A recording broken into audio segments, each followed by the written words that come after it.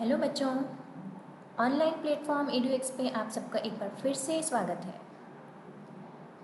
आज का हमारा टॉपिक है ऊतक, मल्टी सेलुलर स्ट्रक्चर टिश्यू या बहुकोशिकीय संरचना ऊतक। पहले हमने पढ़ा, पिछली क्लासेस में पढ़ा, पिछली स्लाइड्स में पढ़ा कोशिका के बारे में, है ना, कि कोशिका कैसे एक थी और अपने सारे काम कर रही थी, सांस ले रही थी, खाना खा रही थी, सब कुछ। और यदि उन्हीं इस एक कोशिका के साथ में हम यदि ढेर सारी कोशिकाएं मिला दें तो अच्छा काम होगा ना, क्वालिटी इंक्रीज हो जाएगी और क्वांटिटी भी इंक्रीज हो जाएगी। तो इसीलिए आज का हमारा टॉपिक है इसी से रिलेटेड, कोशिका और उन सारे ग्रुप से रिलेटेड है जिसको हम लोग आज स्टडी करेंगे। तो आज के हमारे टॉपिक में रहेगा ऊतक किसको कहते हैं, ऊतक के हिस्ट्री के बारे में पढ़ेंगे, ऊतकों के प्रकार के बारे में पढ़ेंगे और फिर इसमें से एक प्रकार है पादप ऊतक, उसको हम लोग डिटेल में देखेंगे। ठीक है, तो चलो स्टार्ट करते हैं फिर आज का हमारा टॉपिक ऊतक। ऊतक जैसे अभी मैंने बताया, अभी हम लोग समझे कि बहुकोशिकीय संरचना है ना, तो मतलब एक से ज़्यादा सेल एक प्रकार का ग्रुप बनाते हुए, एक प्रकार का सिस्टम बनाते हुए एक या एक से अधिक कार्य को कंप्लीट करेगी, है ना, एक या अधिक कार्यों को संपन्न करेगी। तो कोशिकाओं की ऐसी व्यवस्था और समूह को ऊतक कहते हैं। ठीक है, ये है हमारी पहली डेफिनेशन। जैसे सजीवों में कोशिकाएं एक प्रकार की व्यवस्था में समूह बनाते हुए एक या एक से अधिक कार्यों को संपन्न करती हैं। कोशिकाओं की ऐसी व्यवस्था व समूह को ऊतक के नाम से जाना जाता है। ठीक, एक और डेफिनेशन, शरीर के अंदर एक निश्चित कार्य एक निश्चित स्थान पर कोशिकाओं का एक विशिष्ट समूह द्वारा संपन्न किया जाता है। कोशिकाओं का यह समूह ऊतक कहलाता है ना, मतलब शरीर के अंदर में एक निश्चित कार्य एक निश्चित स्थान पर, देखो उसको क्या करना है वो भी निश्चित है, उसकी प्लेस भी निश्चित है और एक स्पेशल ग्रुप है सेल का, उन सब मिलकर एक काम को कंप्लीट कर रहे हैं। इस ग्रुप को, कोशिकाओं के इस समूह को ऊतक कहते हैं। ठीक है, जैसे सिंपल सा एग्जाम्पल, जैसे यदि कोई पढ़ाई करने वाला बच्चा है तो वो विद्यार्थी कहलाएगा, है ना, और यदि ढेर सारे विद्यार्थी एक क्लास में एक जगह पे, है ना, एक निश्चित स्थान पर बैठकर पढ़ाई करेंगे तो वो कक्षा कहलाएगी। तो इसी तरह एक सेल है, वो काम और उसके साथ में ढेर सारी और सेल आकर जुड़ जाए और एक काम परफॉर्म करे तो वो ऊतक कहलाएगा। ये दोनों डेफिनेशन, इसमें से जो परिभाषा आपको याद होती है वो, या सिंपल एंड शॉर्ट कोशिकाओं का समूह ऊतक कहलाता है। यदि वो दोनों बड़ी बड़ी याद नहीं होती है तो यदि ये आपकी समझ में आ रहा है कि ऊतक का अर्थ कोशिकाओं का समूह होता है तो भी गलत नहीं होगा। ठीक है, अब ऊतक के इतिहास के बारे में थोड़ा सा देख ले कि ऊतक आया कहाँ से, कैसे हमको मालूम चला कि ऊतक नाम की कोई चीज़ होती है। तो बैक साइड में देखें तो 1799 में सबसे पहले किसी चीज़ को या कोशिकाओं के समूह को ऊतक नाम मॉरी फ्रैंकोइस जेवियर बिशट ने दिया, है ना, याद रखना। 1799 में एक साइंटिस्ट थे बिशट, कहीं कहीं पे बिस्ट भी लिखा है ना, तो बिशट ने इस ग्रुप ऑफ सेल्स को टिश्यू का नाम दिया। क्या कर रहे थे, कुछ अपना प्रयोग कर रहे थे, कुछ डिजीज्ड टिश्यू की, एक रोगग्रस्त कोशिकाओं की खोज कर रहे थे। उस समय में उनको कुछ स्ट्रक्चर दिखी, अवसंरचनाएं दिखी, तो उन्होंने उसका नाम ऊतक रख दिया, है ना। तो सबसे पहले ऊतक नाम ऊतक को किसने दिया, फ्रैंकोइस जेवियर बिशट ने। और इसके पहले भी ऊतक के लिए या कोशिकाओं के लिए ढेर सारी खोज हुई, जिसमें से एक थे हमारे साइंटिस्ट नेहेविया ग्रेव, ये बॉटनिस्ट थे। वो स्टडी कर रहे थे प्लांट्स की, पौधों का अध्ययन कर रहे थे। तो उसके दौरान उन्होंने एक द्रव से भरी कोशिकाओं को पैरेन्काइमा का नाम दिया, है ना, पतली झिल्ली वाली नर्म सी कोई कोशिका मिली उनको तो उन्होंने उसका नाम पैरेन्काइमा कहा। फिर श्लीडेन और श्वान, जब पिछली क्लासेस में भी हमने इनका नाम पढ़ा था, श्लीडेन और श्वान ने भी इस दिशा में खोज की। फिर एक नगेली नाम के बॉटनिस्ट थे, वनस्पति शास्त्री थे, उन्होंने पौधों में जो टिश्यू मिले, जो पौधों में ऊतक मिले, उनको जाइलम और फ्लोएम नाम दिया। तो इस तरह से हमारे ज्ञान में ऊतक का नाम आया। फिर अब यदि ऊतक देखें तो ऊतक के टाइप्स भी होंगे कि तो ऊतक को उनमें पाए जाने वाले के आधार पर दो प्रकार में बांटा गया है ना, किस में किस तरह का ऊतक पाया जाता है। तो प्लांट्स में जो पाया जाएगा, पौधों में पाया जाएगा वो पादप ऊतक, और जो जंतुओं में पाया जाएगा वो होगा जंतु ऊतक। ठीक है, सेम जैसे हमने टिश्यू में पढ़ा सेल में पढ़ा था ना, प्लांट सेल और एनिमल सेल, तो ठीक वैसे ही यहाँ पर भी होगा प्लांट टिश्यू और एनिमल टिश्यू, है ना, पादप ऊतक और जंतु ऊतक। तो अब आज हम कंटिन्यू करेंगे पादप ऊतक को।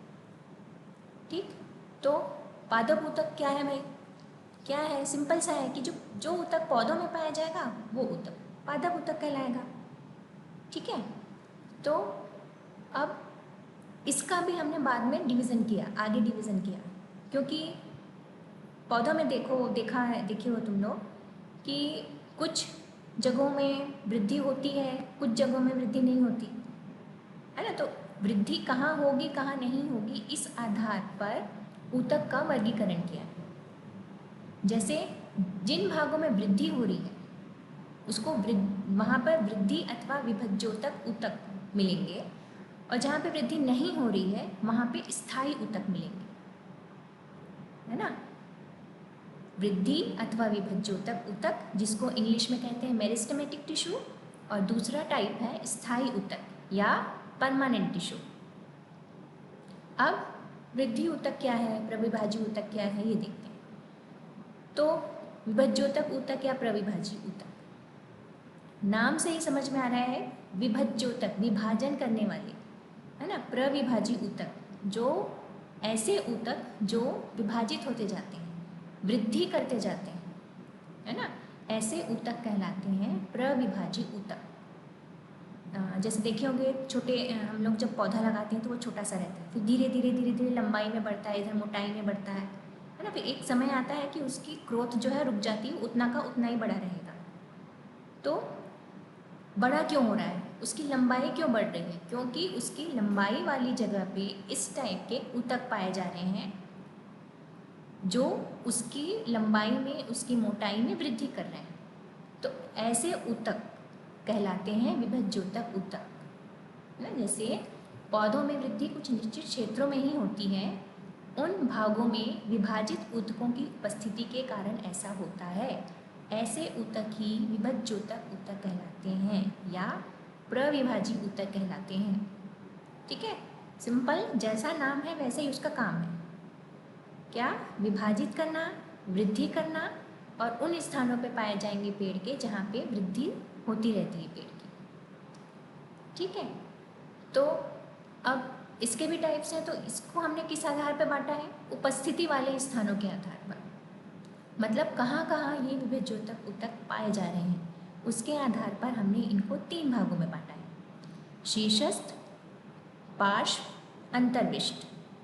शीर्षस्थ एपाइकल, लैटरल और इंटरलेसरी।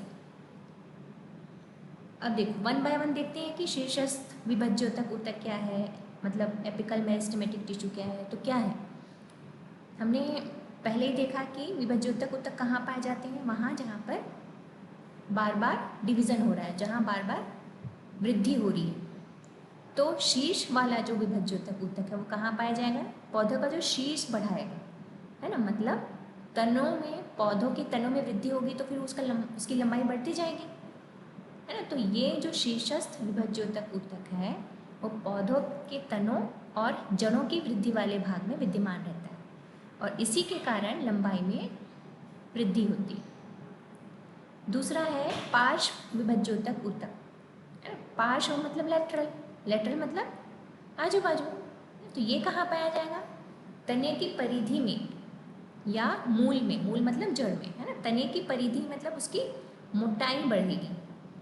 पेड़ की मोटाई बढ़ाने के लिए कौन सा ऊतक जिम्मेदार है, तो वो है पार्श्व विभज्योतक ऊतक। जितना ज़्यादा पार्श्व विभज्योतक ऊतक होगा उतनी ज़्यादा पौधे की मोटाई होती होगी। फिर नेक्स्ट है अंतर्विष्ट ऊतक। अंतर्विष्ट मतलब ये नोड्स के पास पाए जाते हैं पौधों में, पर्वसंधि के पास। पर्वसंधि का मतलब जैसे आप लोग देखे होंगे पौधे में एक बड्स बनते हैं, है ना, कली बनती है, या तने में एक हिस्सा, छोटा सा हिस्सा पहले एकदम फूल जाता है, उसके बाद फूलने के बाद वहाँ से एक नई शाखा, एक नई ब्रांच प्रस्फुटित होती है। तो वो जो जहाँ से वो नई ब्रांच निकल रही है ना, वहाँ पे नोड्स, उसको नोड्स कहते हैं। तो अंतर्विष्ट टाइप के ऊतक जो हैं वो कहाँ पाए जाते हैं? पर्व संधि के पास। देखो जैसे इस डायग्राम में है ना, ये मेरिस्टेमेटिक टिश्यू मतलब परविभाज्य ऊतक 3 प्रकार का, एपाइकल, इंटरलेसरी और लेटरल। एपाइकल कहाँ मिल रहा है? ऊपर में पौधे की, है ना, और इधर रूट में नीचे, ताकि जड़ में वृद्धि हो, और इधर तने में वृद्धि, तने की लंबाई में वृद्धि। वहीं यदि लेटरल को देखें तो कहाँ पाया जा रहा है? ये पार्श्व में, लेटरल साइड में, है ना, ये जिससे उसकी क्या मोटाई में वृद्धि होगी। और यहाँ ये जो इंटरलेसरी मेरिस्टेमेटिक टिश्यू है वो कहाँ पाए जा रहे हैं? नोड्स में। देखो ये नई नई पत्तियाँ जहाँ से निकल रही हैं वहाँ पे नोड्स बने हुए हैं। तो ये होगा इंटरलेसरी मेरिस्टेमेटिक टिश्यू। तो ये था पूरा विभज्योतक ऊतक के बारे में। विभज्योतक ऊतक क्या है और कितने प्रकार के होते हैं। नेक्स्ट हम लोग आ जाते हैं पादप ऊतक के दूसरे प्रकार में, जिसको कहते हैं स्थायी ऊतक, है ना, परमानेंट टिश्यू। अब स्थायी है मतलब स्टेबल हो गया, स्थायी मतलब अब आगे डिवीज़न नहीं होगा, है ना। अब वो जो कोशिका थी वो स्थायी हो गई है, तो इनकी कोशिकाओं में विभाजन की क्षमता बहुत कम या नहीं के बराबर होती है। इस तरह के ऊतक को स्थायी ऊतक कहते हैं। ठीक है, ऐसी कोशिकाएं जिनमें विभाजन नहीं होगा, उन टाइप की कोशिकाएं आगे चल के स्थायी ऊतक का निर्माण करती हैं। तो कहाँ से बनती हैं? जो अभी विभज्योतक ऊतक थी उन्हीं की कोशिकाएं जो हैं विभाजित होकर स्थायी ऊतक का निर्माण करती हैं, है ना। जो विभज्योतक ऊतक थी उनमें विभाजन होता गया, तने की लंबाई में वृद्धि होती गई। एक टाइम आया जब उन्होंने भी विभाजन करना बंद कर दिया, है ना, या बहुत कम कर दिया, तो वो किस में परिणत हो गई? स्थायी ऊतक। ठीक, तो ये है स्थायी ऊतक। क्या? ऐसी कोशिकाएं, ऐसे ऊतक जिनकी कोशिकाओं में विभाजन की क्षमता नहीं होती या बहुत कम होती है, स्थायी ऊतक कहलाते हैं। अब ये स्थायी ऊतक 2 प्रकार के होंगे, सरल स्थायी ऊतक और जटिल स्थायी ऊतक। सरल स्थायी ऊतक किसको बोलेंगे? ऐसे ऊतक जिनमें एक ही प्रकार की कोशिकाएं पाई जाती हैं उनको सरल स्थायी ऊतक कहते हैं, है ना। जैसे कि पैरेन्काइमा, क्लोरेन्काइमा, एरेन्काइमा आदि। तो सरल स्थायी ऊतक मतलब एक ही प्रकार की सेल पाई जाएंगी, मतलब उन सेल का कैरेक्टर एक ही जैसा होगा, है ना, उसको कहेंगे हम लोग सरल स्थायी ऊतक। जैसे सबसे पहला उदाहरण है पैरेन्काइमा। तो पैरेन्काइमा क्या है? सबसे पहली बात तो ये कि सबसे अधिक पाया जाने वाला सरल स्थायी ऊतक है। मतलब कुछ मिले ना मिले, पेड़ में पैरेन्काइमा ज़रूर मिलेगा, है ना। सबसे अधिक पाया जाने वाला सरल स्थायी ऊतक पैरेन्काइमा है। इसकी खासियत क्या है? इसकी कोशिकाओं में स्पष्ट केंद्रक मिलते हैं। इसकी जो कोशिका झिल्ली है, सेल मेम्ब्रेन, बहुत डेलिकेट रहती है, बहुत महीनी होती है, और इनकी कोशिकाओं के मध्य अंतरकोश के स्थान पाया जाता है। अब ये एक नया शब्द है, अंतरकोश के स्थान। तो अंतरकोश के स्थान उसे कहते हैं जो स्थान 2 कोशिकाओं के बीच में पाया जाता है ना। तो ऐसे स्पेस को इंटरसेलुलर स्पेस कहते हैं। मतलब 2 सेल्स के बीच में जो खाली जगह रहेगी उस स्पेस को हम अंतरकोश के स्थान कहेंगे। और पैरेन्काइमा में अंतरकोश के स्थान पाया जाता है। ऐसे और भी टिश्यूज़ हैं, ऐसे आगे पढ़ेंगे हम लोग, जिनमें नहीं पाया जाता। तो यहाँ पे हम पैरेन्काइमा की खासियत ये है कि इसमें अंतरकोश के स्थान पाया जाता है। ठीक, अब जब इसी पैरेन्काइमा में क्लोरोफिल आ जाए तो इसका नाम चेंज हो जाएगा और बोलेंगे उसको हम लोग क्लोरेन्काइमा, है ना। जब पैरेन्काइमा में क्लोरोफिल पाया जाता है तब उसे क्लोरेन्काइमा कहते हैं। और हम लोग जानते हैं क्लोरोफिल है मतलब वहाँ पर क्या होगा? प्रकाश संश्लेषण, है ना, मतलब पौधों को खाना मिलेगा, राइट। तो जब पैरेन्काइमा में क्लोरोफिल पाया जाता है तब क्लोरेन्काइमा कहलाता है, और इसी क्लोरेन्काइमा की मदद से प्रकाश संश्लेषण की क्रिया संपन्न होती है। एक और होता है एरेन्काइमा। एरेन्काइमा का मतलब जब जलीय जो पौधे हैं, पानी में पाए जाने वाले पौधे हैं, उनकी पैरेन्काइमा के मध्य बड़ी बड़ी गुहिकाएँ होती हैं, बड़ी बड़ी कैविटीज़ होती हैं, है ना, जो उनको तैरने में मदद करती हैं। तब इस तरह का यदि पैरेन्काइमा पाया जा रहा है जिसमें बड़ी बड़ी कैविटीज़ हैं, तब उसका नामकरण हम कर देंगे एरेन्काइमा, है ना। ठीक वैसे ही स्क्लेरेन्काइमा, स्क्लेरेन मतलब कठोर, तो स्क्लेरेन्काइमा है ये पौधे को कठोर और मजबूत बनाता है। जहाँ पर भी मजबूत और कठोर पौधा देखो तो समझ जाना इसमें स्क्लेरेन्काइमा की मात्रा, स्क्लेरेन्काइमा नाम का ऊतक ज़्यादा होगा, है ना। तो स्क्लेरेन्काइमा के कारण पौधा कठोर और मजबूत होता है। पर ये स्क्लेरेन्काइमा कठोर क्यों होता है? क्योंकि इसमें लिग्नीन नामक रासायनिक पदार्थ पाया जाता है, और ये जो लिग्नीन है उसकी खासियत होती है कि वो कहीं भी चीज़ जाके मोटा और कठोर ही बनाएगा किसी भी चीज़ को, ठीक है। इसलिए स्क्लेरेन्काइमा मतलब पौधों की कठोरता और उसकी मजबूती। जैसे नारियल का रेशायुक्त छिलका देखे होंगे, जो ऊपर में हम लोग नारियल जो खाते हैं तो पहले उसको छीलना पड़ता है, उसका जो ऊपरी वाला हिस्सा है वो बहुत कठोर होता है, तो किससे बना रहता है? स्क्लेरेन्काइमा से बना रहता है। उस स्क्लेरेन्काइमा के कारण ही वो कठोर रहता है, ठीक है। जैसे यहाँ सरल स्थायी ऊतक, पैरेन्काइमा, कॉलेन्काइमा, स्क्लेरेन्काइमा, राइट। तो अब हम लोग पढ़ेंगे नेक्स्ट एक जो ऊतक है वो जो पौधों में पाया जाता है वो है त्वचीय ऊतक, या इसी को कहते हैं डर्मल टिश्यू या एपिडर्मल टिश्यू, है ना। तो क्या है ये? कोशिकाओं की सबसे बाहरी परत जो पौधों को की पूरी सतह को ढक कर रखती है, इस ऊतक को हम त्वचीय ऊतक या एपिडर्मिस कहते हैं। सिंपल है, त्वचीय नाम है, तो बेसिकली पूरा का पूरा बाहरी आवरण, पौधों का जो बाहरी आवरण है, जो पौधों की जो त्वचा है, वही क्या है? डर्मल टिश्यू है, ठीक है। तो जैसे जैसे पौधे की जगह बदलती जाती है ना, वैसे वैसे वो अपने आप को ढाल लेती है, वो अपने आप की जो उसकी डर्मल टिश्यू है वो खुद को अनुकूल बना लेती है। कैसे? जैसे कि शुष्क या मरुस्थलीय पौधे, तो जो शुष्क या मरुस्थलीय पौधे हैं, मतलब जो डेजर्ट में पाए जाते हैं, उन पौधों में मोटी परत पाई जाती है जो क्यूटीन की बनी होती है ना। क्यूटीन एक प्रोटीन है, उनका जो डर्मल टिश्यू है उनमें क्यूटीन की मोटी परत पाई जाती है। इससे क्या होता है? जल का नुकसान नहीं होता, है ना। एक तो मरुस्थल है, मरुस्थल में वैसे ही पानी कम है ना, इसलिए ये इनकी जो मरुस्थलीय पौधे हैं वो उनकी जो परत, मोटी परत रहती है, उसका काम ही है कि वो ज़्यादा जल की हानि को रोक सके। ठीक वैसे ही जो जलीय पौधे हैं या नॉर्मल जो प्लांट्स हैं, उनकी बाहरी सतह पर मोम जैसी परत बनती है जो जल प्रतिरोध का काम करती है ना।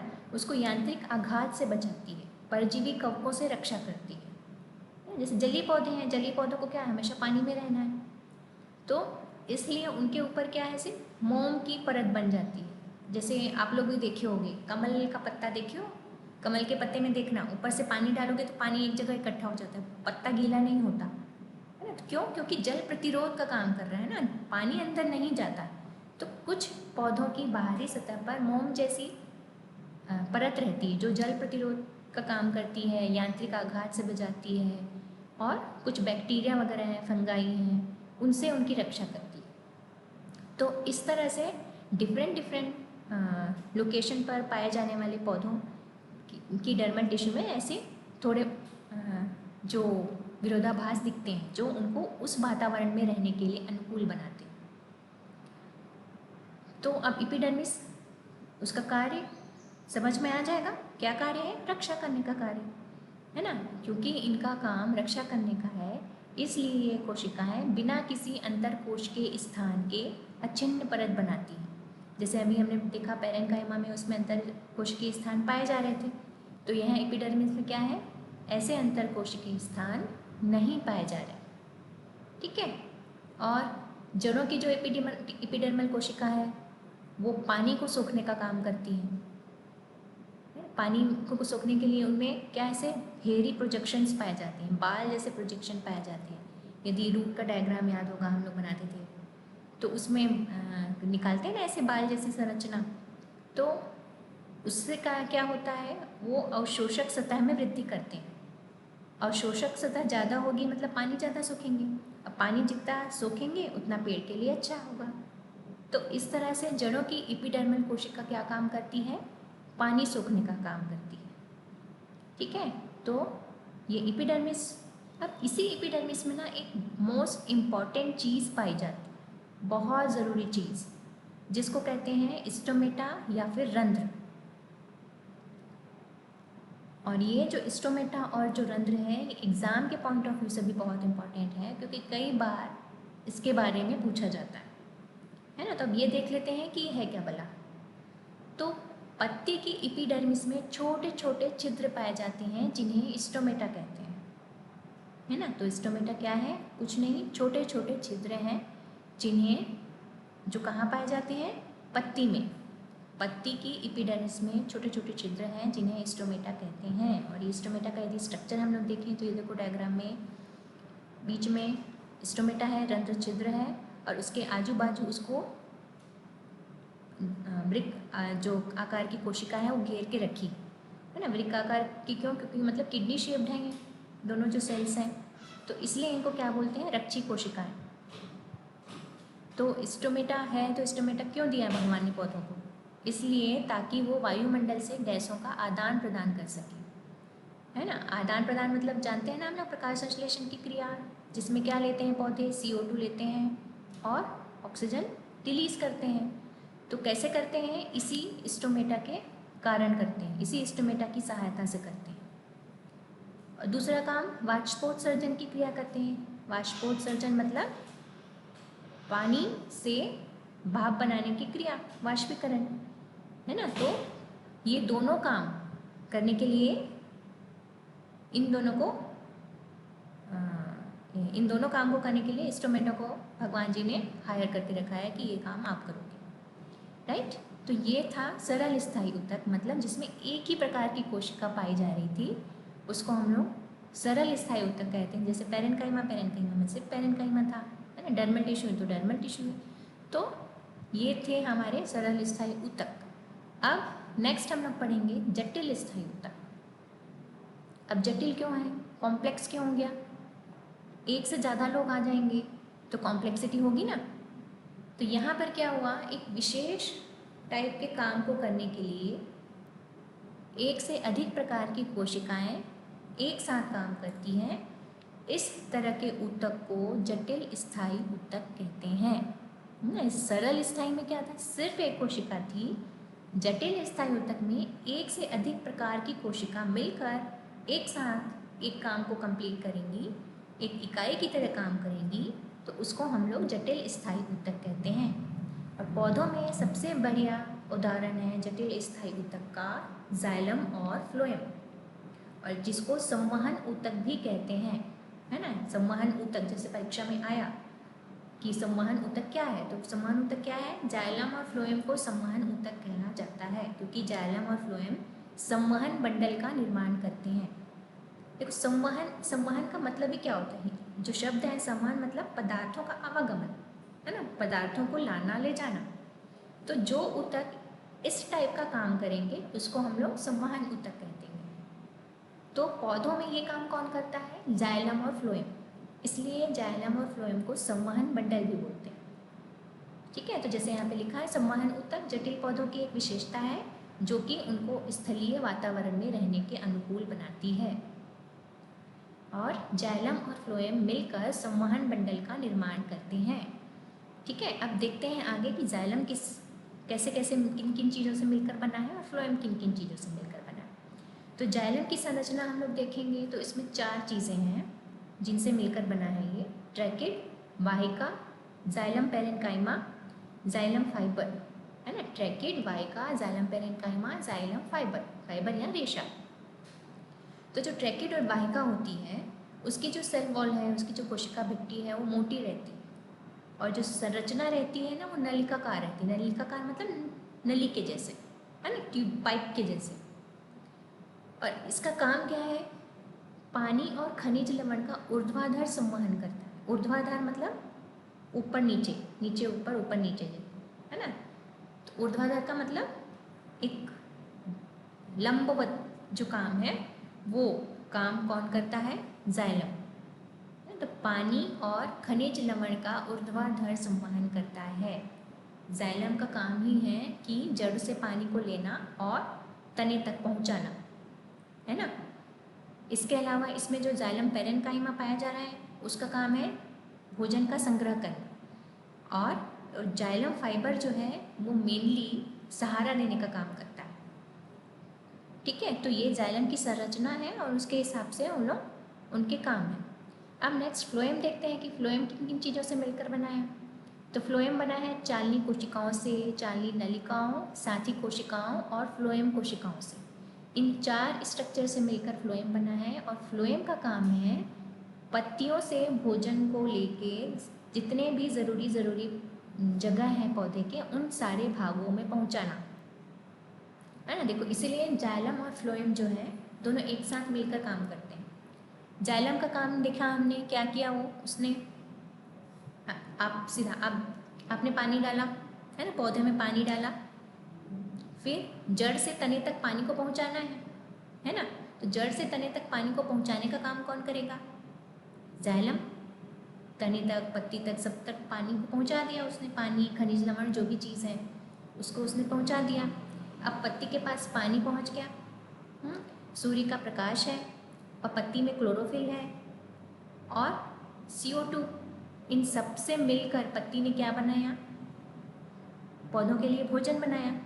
अब भोजन जो बना हुआ है, जो भोजन बन गया है, उसको पौधे के सारे भागों तक, है ना, उसके पौधे के बीज तक, पौधे के जड़ों तक, पौधे के तने तक, इस भोजन को पहुंचाने का काम कौन करेगा?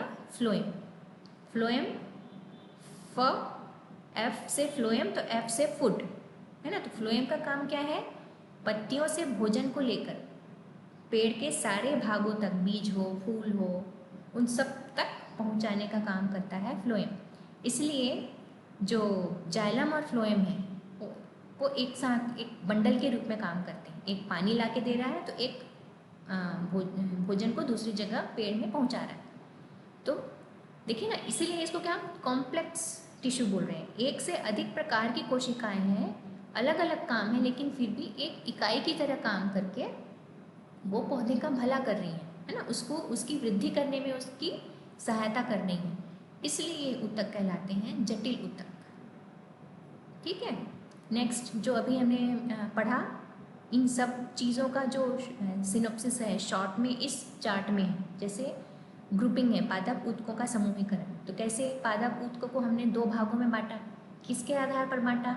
विभाजन और विभेदक के आधार पर बांटा।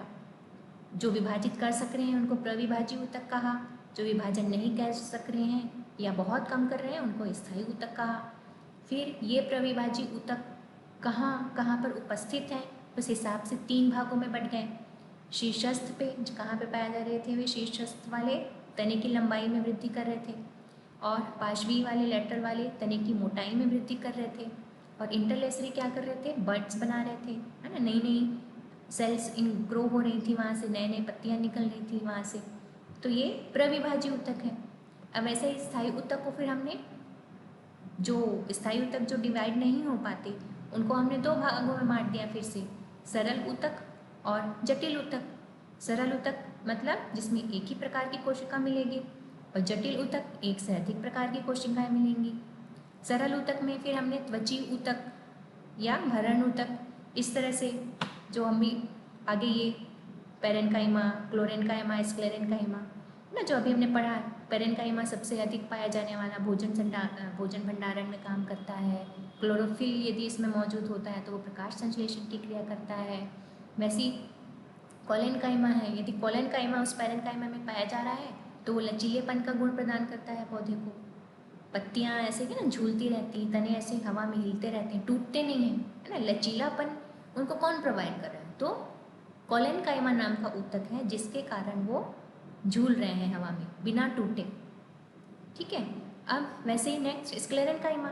स्क्लेरेनकाइमा क्या कर रहा है? पौधे को कठोर और मजबूत बना रहा है, ताकि वो जमीन में सीधा खड़ा रहे। नहीं तो यदि स्क्लेरेनकाइमा नहीं होगा, पौधे कठोर और मजबूत नहीं होंगे तो क्या होगा? सीधा जमीन में गिर जाएंगे, है ना।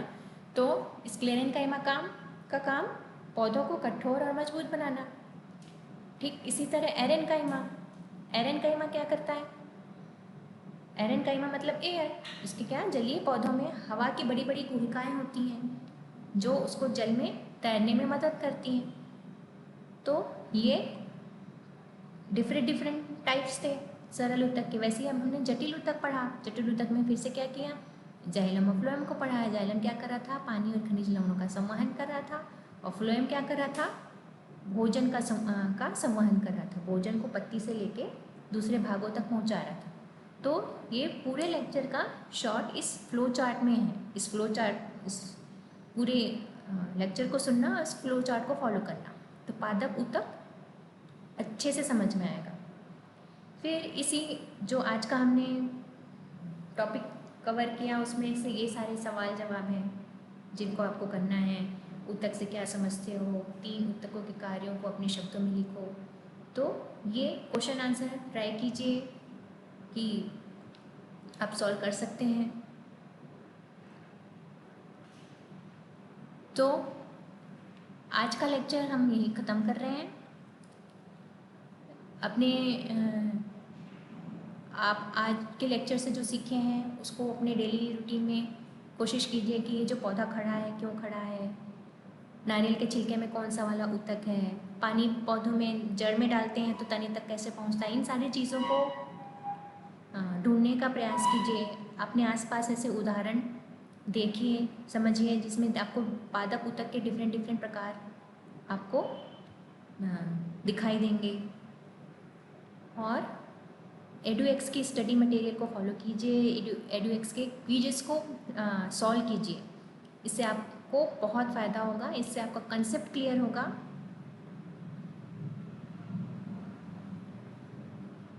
नेक्स्ट की क्लास में हम कल इसके आगे का कंटिन्यू करेंगे। तो अभी तक के लिए बहुत सारी बेस्ट विशेस।